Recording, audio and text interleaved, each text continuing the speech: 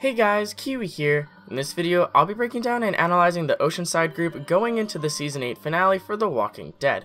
With that being said, major warning of spoilers for everything in the show up to episode 8:15, and let's jump right into this. Alright, so this is a big one because Oceanside is either going to make the Season 8 finale really awesome or really cringy and predictable. I think you can probably tell which option I hope they take, but let's go ahead and jump into why the situation currently is what it is. So, as you may know, the Oceanside group has been very reluctant to join the war against the Saviors, and it's honestly taken them way too long to finally join in on the alliance.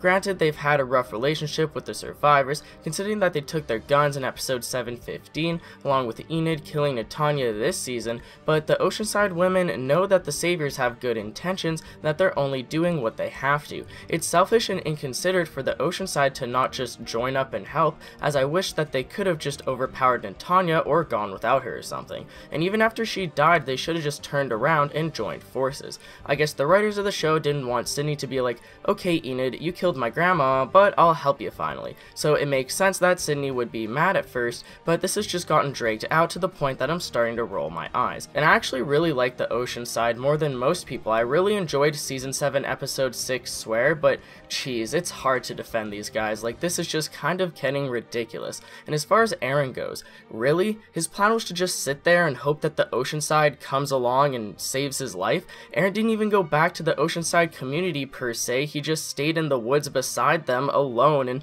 let himself dehydrate and starve, and he like fell asleep outside. Isn't that dangerous as heck? He's lucky he woke up when he did because of the rain, because he was about to be zombie chow. How long was he even out there? A day or two? Anyways, his passionate speech finally seemed to have gotten through to the Oceanside women in episode 8:15, but we still have not seen anything else. What the heck? I actually wanted to bring up Oceanside in their own video and discuss this because we didn't see much of them in episode 8:15, and they weren't in any of the season 8 finale trailers at all, which kinda concerns me. We know that they're going to appear because they wouldn't just do all this setup with Enid and Aaron out in the woods just for Oceanside to not appear in the season 8 finale, so this worries me because when you know that a character is going to be in the next episode, but they don't show them in the trailers, that means that what they're going to do is a surprise or too much of a spoiler to show in the trailers. So, what's too much of a spoiler to tease? Probably them coming and saving the day. Now, I briefly discussed this in a previous video, but I wanted to elaborate on the discussion as it's really concerning me. Will Oceanside come and save the day at the last minute?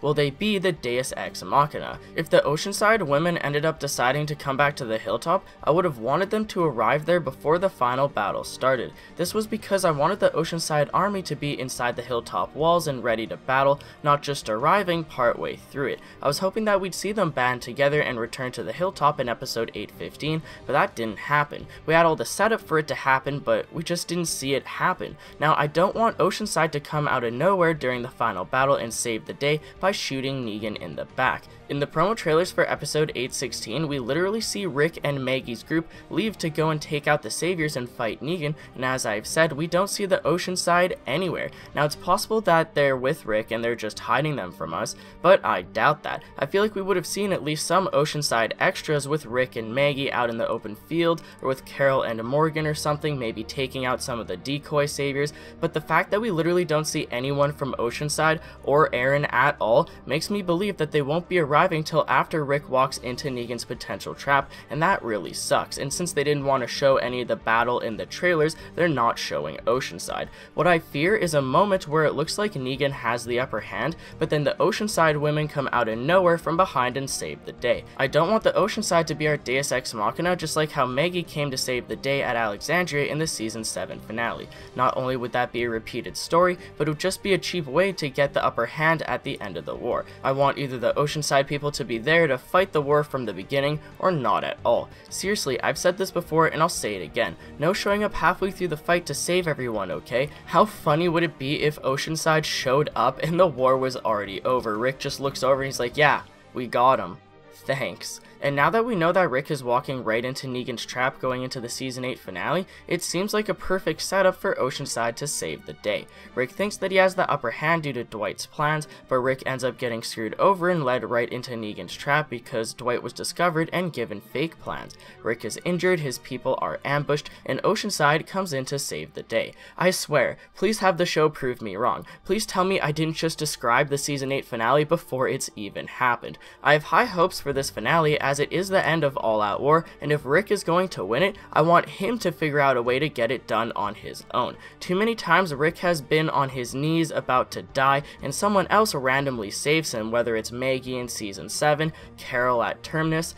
It's just happened way too many times. What, Daryl with the Claimers? I know that Rick has the capability to take out Negan and capture him, I just don't quite know exactly how he's going to do it. I'll tell you one thing though, if the Oceanside comes to help them, it better not be coincidentally at the exact moment that Rick needs saving.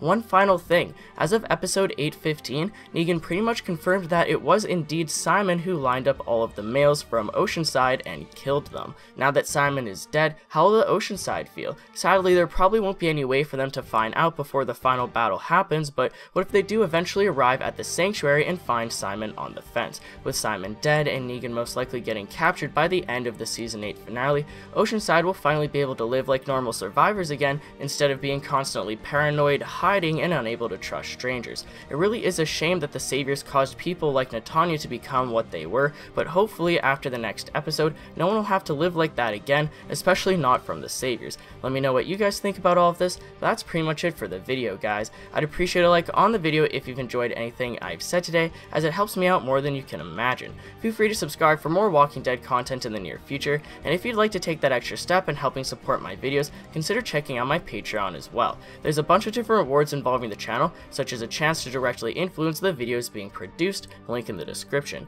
And as always, I thank you all so much for watching, and until next time, I'll talk to you guys later. Peace out!